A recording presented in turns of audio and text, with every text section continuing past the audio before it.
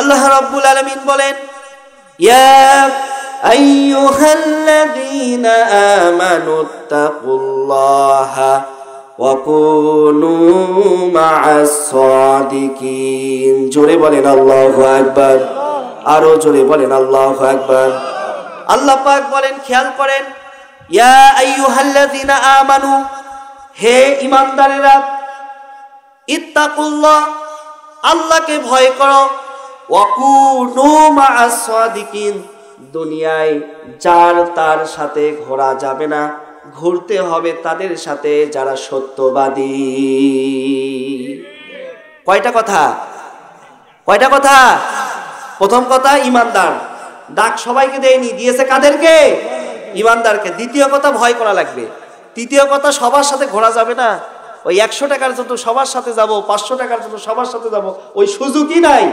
ঘুরতে হবে তার সাথে যিনি সত্যবাদী। কথা কি ক্লিয়ার? আমি একটু সামনের দিকে যাব, বুঝতেছেন তো? কথা বোঝা যায়? এবার আসেন, আল্লাহ পাক বলছেন, ইয়া আইয়ুহাল্লাযীনা আমানুত্তাকুল্লাহ, হে ঈমানদারগণেরা, দুনিয়াতে অনেক মানুষ রয়েছে, সবাইকে আল্লাহ ডাক দেই নাই, তাদেরকে ডাক দিয়েছে যারা ঈমান এনেছে।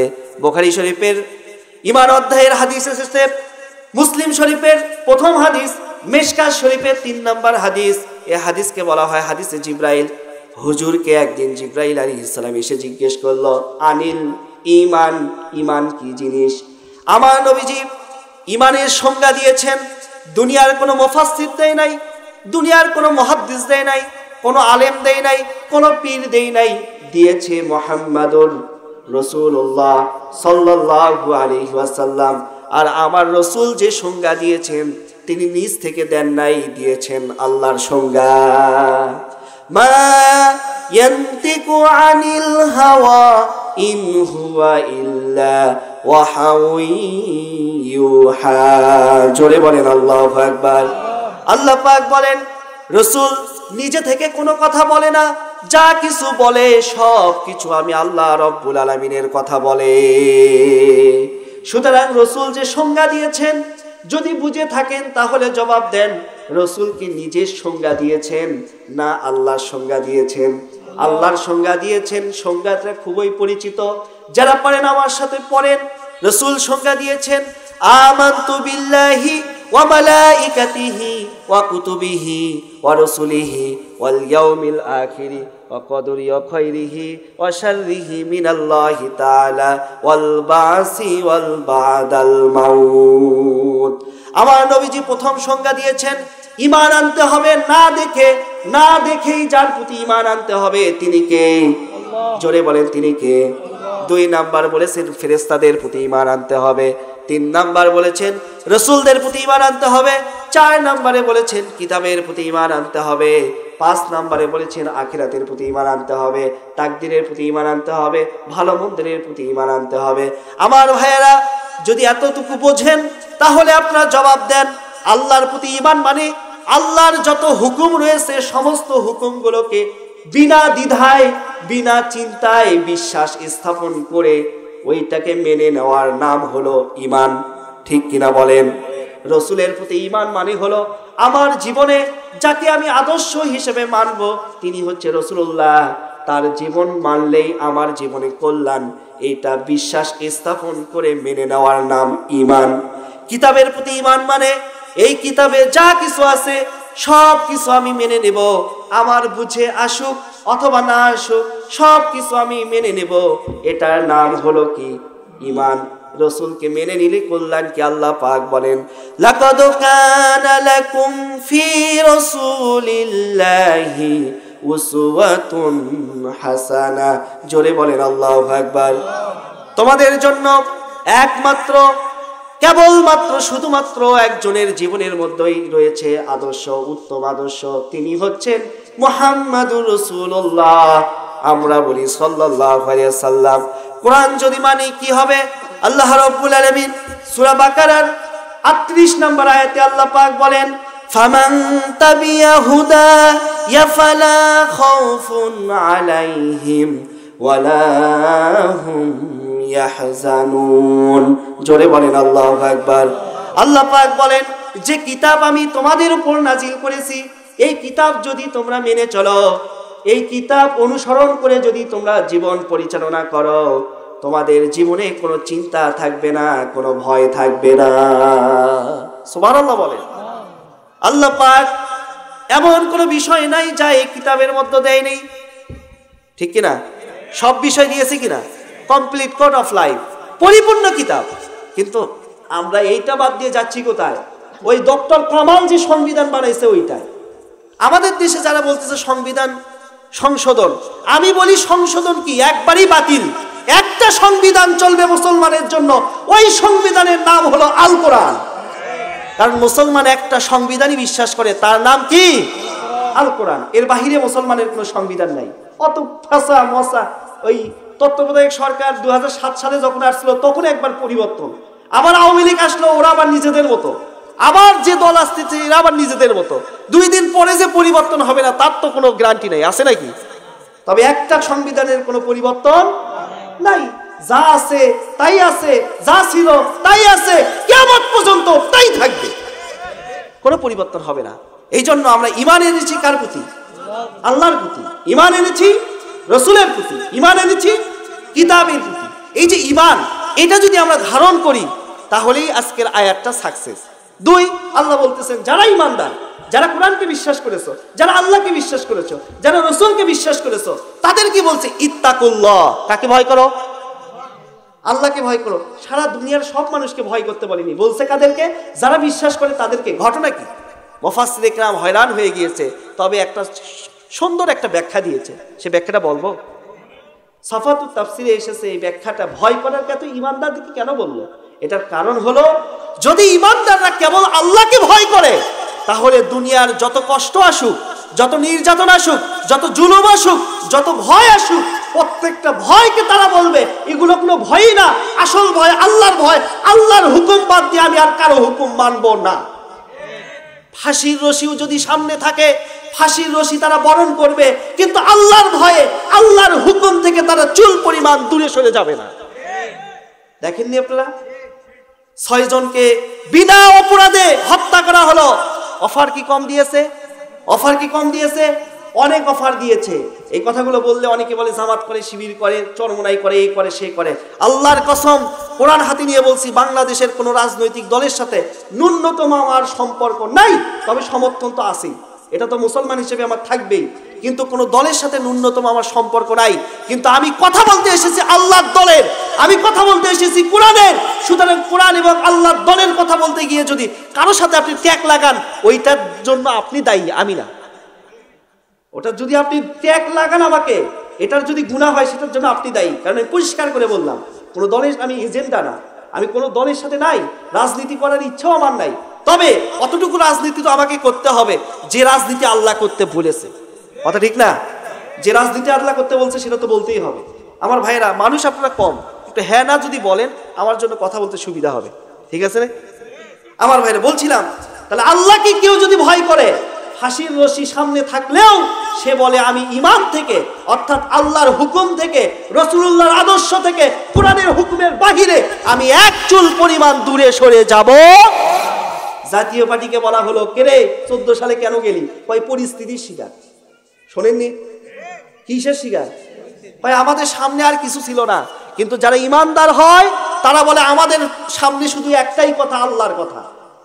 আমাদের সামনে একটাই কথা, কোরআনের কথা। আমাদের সামনে একটাই আদর্শ, মুহাম্মাদুর। সুতরাং পরিস্থিতি কি বলতেছে ওইটা দেখার আমাদের কোনো সুযোগ নাই। আমার বন্ধুগণ, খুব ভালো করে খেয়াল করেন, কাবা ঘরের পাশে হুজুর সাল্লাল্লাহু, ওই যে মিসফালার যে রোড, তার পাশেই ব্রিজ, দেখছেন তো? ওই ব্রিজে হযরত খুবাইব রাদিয়াল্লাহু তাআলা আনহুকে নিয়ে আসা হলো মক্কা থেকে। হযরত খুবাইব রাদিয়াল্লাহু তাআলা আনহুকে বলা হলো, খুবাইব তুমি তোমার বাপ দাদার আদর্শকে বাদ দিয়ে মুহাম্মাদকে নেতা হিসেবে মানলা, মুহাম্মাদকে ছেড়ে দিয়ে আমাদের এখানে আসো। খুবাইব ডাক দিয়ে বলেন, আমি যাকে নেতা হিসেবে মেনেছি, আমার শরীরে যতক্ষণ পর্যন্ত 1 ফোঁটা রক্ত থাকবে ততক্ষণ পর্যন্ত মুহাম্মদ সাল্লাল্লাহু আলাইহি ওয়াসাল্লামের অনুসরণ করে যাব। আল্লাহর প্রতি যে ঈমান এনেছি, আল্লাহর হুকুমের বাহিরে শরীরে 1 ফোঁটা রক্ত থাকা পর্যন্ত আল্লাহর হুকুমের বাহিরে আমি কোশ্চিন কালেও যাব না। হযরত খুবাইবকে জুলুম আর নির্যাতন, এমন কোন জুলুম নাই যেই জুলুম তাকে করা হলো না, এমন কোন কষ্ট নাই যেই কষ্ট তাকে দেওয়া হলো না। হযরত খুবাইব রাদিয়াল্লাহু তাআলা আনহুকে ছুরির মাথা দিয়া, চোকা মাথা দিয়ে শরীরে ঘুতাতে লাগলো। রক্তগুলো ফিনকি দিয়ে শরীর থেকে বের হতেছে। হযরত খুবাইব রাদিয়াল্লাহু তাআলা আনহুর শরীর থেকে রক্ত বের হওয়ার কারণে শরীরটা ক্লান্ত হয়ে গেল, নরভরে হয়ে গেল। হযরত খুবাইবকে দুই হাত দুই জায়গায় হাতের ভিতরে প্যারাক দিয়ে টাঙ্গায় রাখলো। হযরত খুবাইবকে বলল, খুবাইব এখনো সময় আছে, তুমি মুহাম্মদকে ছেড়ে দাও, মুহাম্মাদের আদর্শকে ছেড়ে দাও। যদি তুমি মুহাম্মদকে ছেড়ে দাও, আমরা কথা দিচ্ছি তোমার চিকিৎসা আমরা করব, তোমার সেবা আমরা করব, তোমাকে আমরা অর্থ দেব, এই মক্কার ভিতরে সবচেয়ে সুন্দরী নারী তোমাকে আমরা দেব।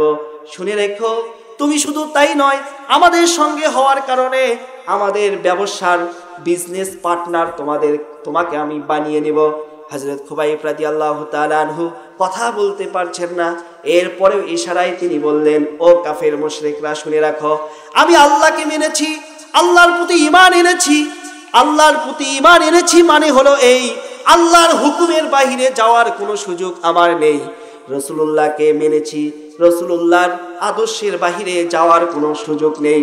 অথচ তোমরা মদের ব্যবসা করো, গাঁজার ব্যবসা করো, তোমরা ফেন্সিডিলের ব্যবসা করো, তোমরা রাসূলুল্লাহর আদর্শকে বাদ দিয়া তোমাদের নিজের মন গড়া মতবাদ দিয়ে চলাফেরা করো, সুদের কারবারি করো, সুদের সাথে সম্পৃক্ত, নারীর সাথে সম্পৃক্ত, যা রাসূলুল্লাহর আদর্শের সাথে সম্পৃক্ত নয়। সুতরাং আমি রাসূলুল্লাহকে মেনেছি, রাসূলুল্লাহর আদর্শকে বাদ দিয়া তোমাদের আদর্শের মধ্যে ঢোকার আমার কোনো সুযোগ নেই। খুবাইবকে বলা হলো, খুবাইব রে, শেষ সময়, তুমি যদি আমাদের দলে না আসো, আমাদের কথা যদি না মানো, আমাদেরকে নেতা হিসেবে যদি তুমি গণ্য না করো, তোমাকে আমরা হত্যা করব। খুবাইব বলে, তোমরা যদি আমাকে শাহাদত নসিব করে দাও, এরপরেও আমি মুহাম্মদকে ছেড়ে তোমাদের দলে যাব না। আমার বন্ধুগণ, হযরত খুবাইবকে নির্যাতন করতে করতে এক পর্যায়ে একটি ঘরের মধ্যে বন্দী করা হলো, যেই ঘরের নাম হলো আয়না ঘর। ঘরের নাম কি? আয়না ঘর। আলো নাই, বাতাসও নাই, পানির কোনো ব্যবস্থা নাই, খাদ্যর কোনো ব্যবস্থা নাই, আয়না ঘর। আজকে যারা আপনারা বলছেন আয়না ঘর, 1400 বছর আগে হযরত খুবাইব রাদিয়াল্লাহু তাআলা আনহুকে আবু জেহেল সর্বপ্রথম আয়না ঘরের মধ্যে ঢুকাইছিল, ঠিক কিনা? এই জন্য আজকে যাদের সাথে আয়না ঘরের মিল পাওয়া যায়, এরা একটাও মুসলমানের সন্তান না, সবগুলো আবু জেহেলের অনুসারী। কারণ এদের মিল তো ইসলামের সাথে না, মিল হচ্ছে কার সাথে? আবু জেহেলের সাথে। এমন ঘরে বন্দি করলো, যেই ঘরে আলো নাই, বাতাসও নাই, খাবার নাই, পানি নাই, বন্দি করলো 1 মাস। কয় মাস? 1 মাস। আর আমাদের দেশে যাদেরকে বন্দি করেছে, কাউকে 8 বছর, কাউকে 10 বছর, আলো দেখে নাই, বাতাসও দেখে নাই, স্ত্রী ছিল, স্ত্রী মনে করেছে স্বামীকে মনে হয় হত্যা করেছে, আরেক জায়গায় চলে গিয়েছে। 10 বছর পরে, 12 বছর পরে কেউ আয়না ঘর থেকে ছাড়া পেয়েছে। তারা জানতো না দুনিয়া নামক কি, দুনিয়ার আলো বাতাস যে কেমন, এটা 10 বছর তারা ভুলেই গিয়েছে। আমার বন্ধুগণ, হযরত খুবাইবকে বন্দী করা হলো, ঘরের জানালা নাই, দরজাহীন, দরজা দিয়ে প্রবেশ করে, দরজা লক, খাদ্য নাই, পানি নাই, এমন ঘরের মধ্যে রাখা হলো।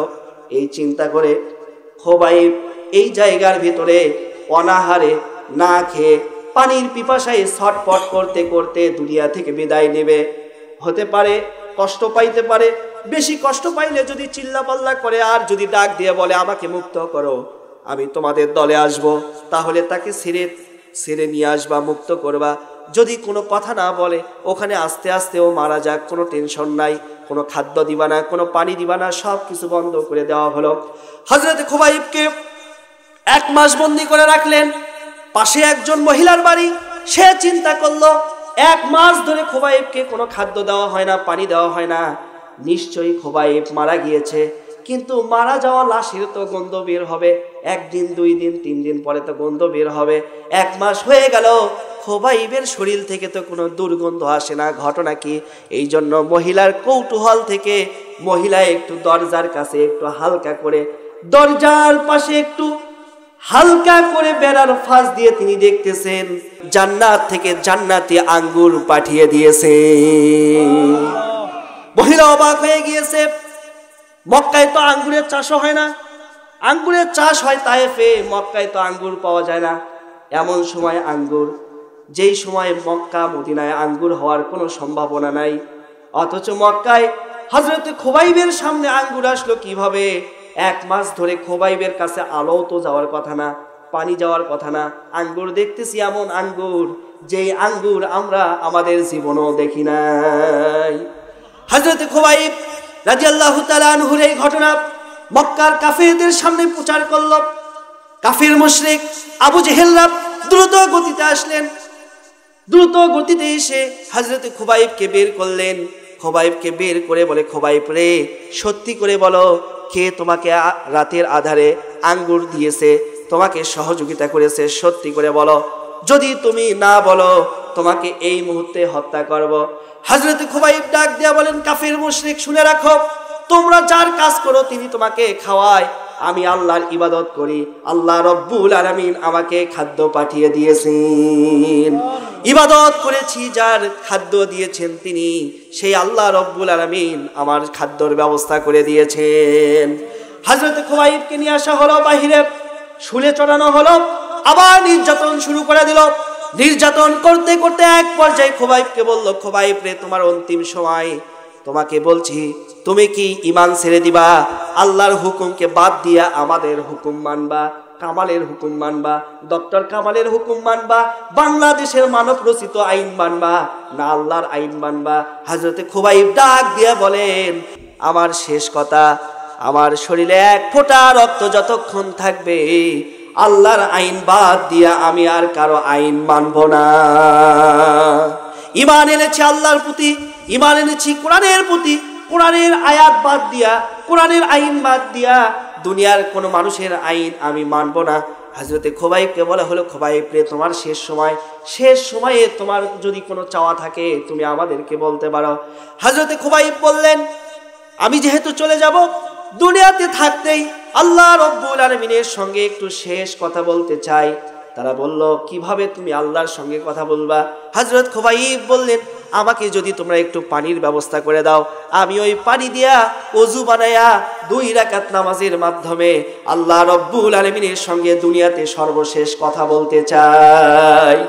হযরত খোবাইবকে পানির ব্যবস্থা, আরে নেতা আমার রিন্টু ভাই যে আয়াত দিয়েছে 20-21, ওই 2টি আয়াতে হচ্ছে নেতার গুণাগুণ বলা হয়েছে। দেখেন কেমন নেতা, ফাঁসির রশিতে যাবে, এরপরেও বাংলাদেশে 2 রাকাত নামাজ পড়ে পড়ে ফাঁসির রশিতে গিয়েছে।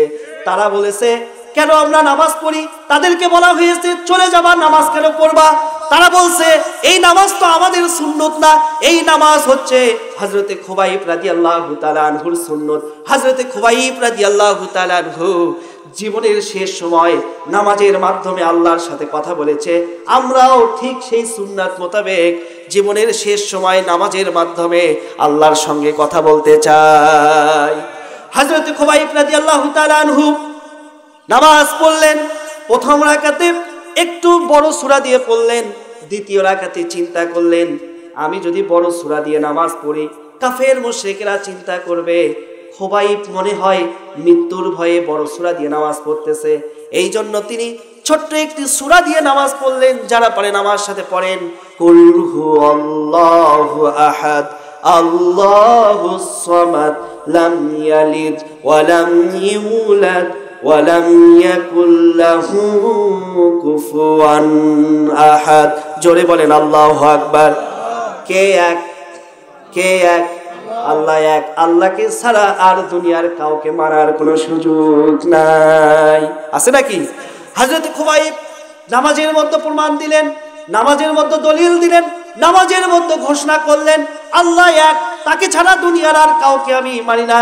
হযরত খোবাইব রাদিয়াল্লাহু তাআলা আনহু নামাজ শেষ করলেন, নামাজ শেষ করে আবার তাকে শুলে চড়ানো হলো। ক্লান্ত শরীর, নড়তে পারছেন না, চলতে পারছেন না। খোবাইবকে বলা হলো, খোবাইব রে, শেষ সময়, এখনো সুযোগ আছে। তুমি যদি ইমানটা ছেড়ে দাও, আল্লাহর আইনকে তুমি যদি বাদ দিতে চাও, তাহলে তোমাকে আমরা যে অফারগুলো করেছি সমস্ত অফার তোমাকে দিয়ে দেব। হযরত খোবাইব বলেন, এক কথা আর কতবার বলবো, তোমাদেরকে পরিষ্কার করে বলছি, আমার শরীরে যতক্ষণ পর্যন্ত এক ফোঁটা রক্ত থাকবে ততক্ষণ পর্যন্ত আল্লাহর প্রতি যে ঈমান এনেছি, আল্লাহর হুকুমের বাহিরে আমি খোবাইব কোনো যাওয়ার সুযোগ নাই। হযরত খোবাইব রাদিয়াল্লাহু তাআলা আনহুকে শুলে চড়ে ডান হাত কাটলেন। ডান হাত কাটার পর, কথা বোঝা যায় তো, সময় অল্প, খুব দ্রুত গতিতে শোনানোর চেষ্টা করছি। হযরত খোবাইবকে ডান হাত কাটলেন, ডান হাত ফিনকি দিয়ে রক্ত বের হচ্ছে, হাতটা আলাদা হয়ে গেল।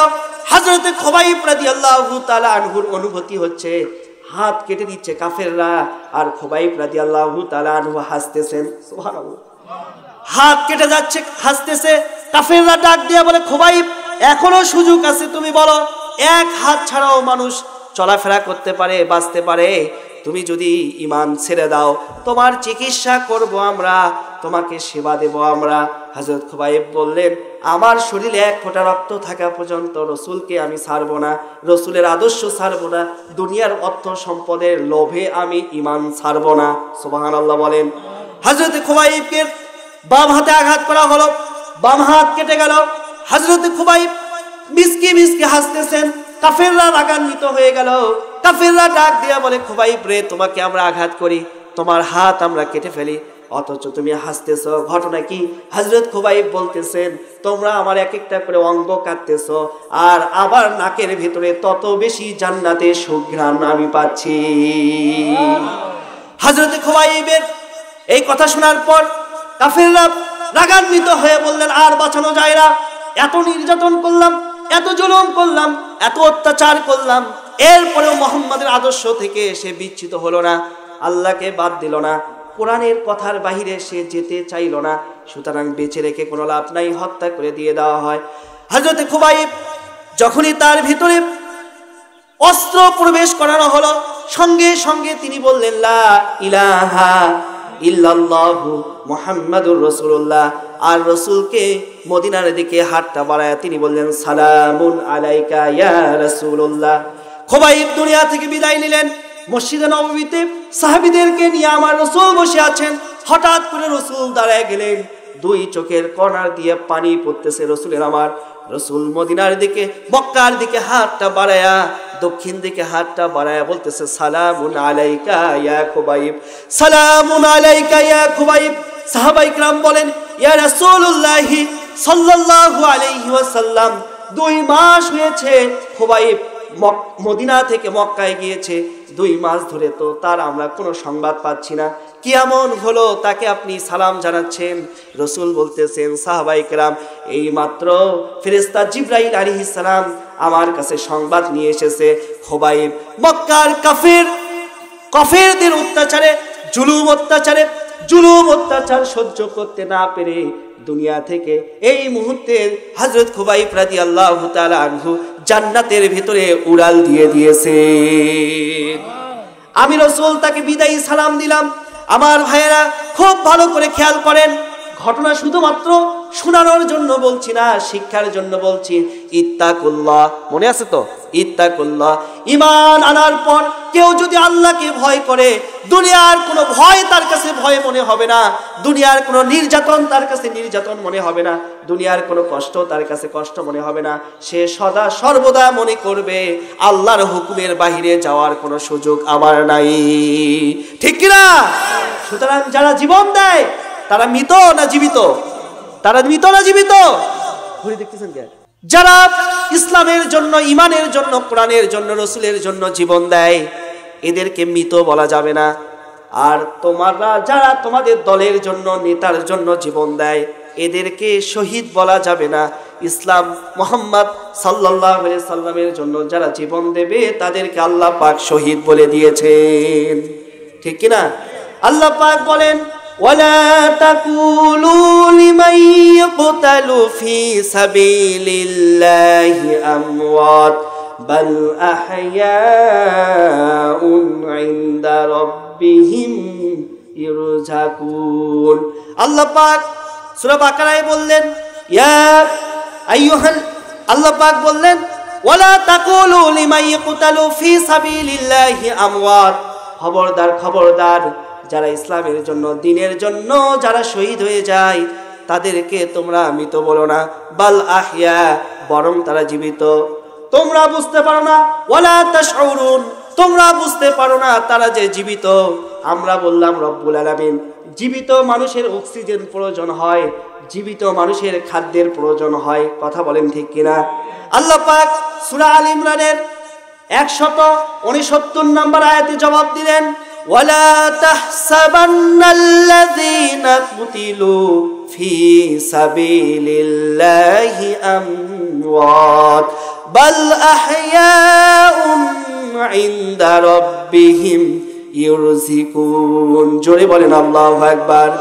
আল্লাহ পাক বলেন যারা দ্বীনের জন্য শহীদ হয়ে যায় তাদেরকে মৃত বলা তো দূরের কথা, খবরদার খবরদার, ওয়ালা তাহসাবান্নাল্লাযীনা কুতিলু, তোমরা ধারণাও করো না তারা মারা গিয়েছে, ধারণাও করো না মারা গিয়েছে, বরং আমি আল্লাহ রব্বুল আলামিনের পক্ষ থেকে জান্নাত থেকে তাদের জন্য খাবার সরবরাহ করি।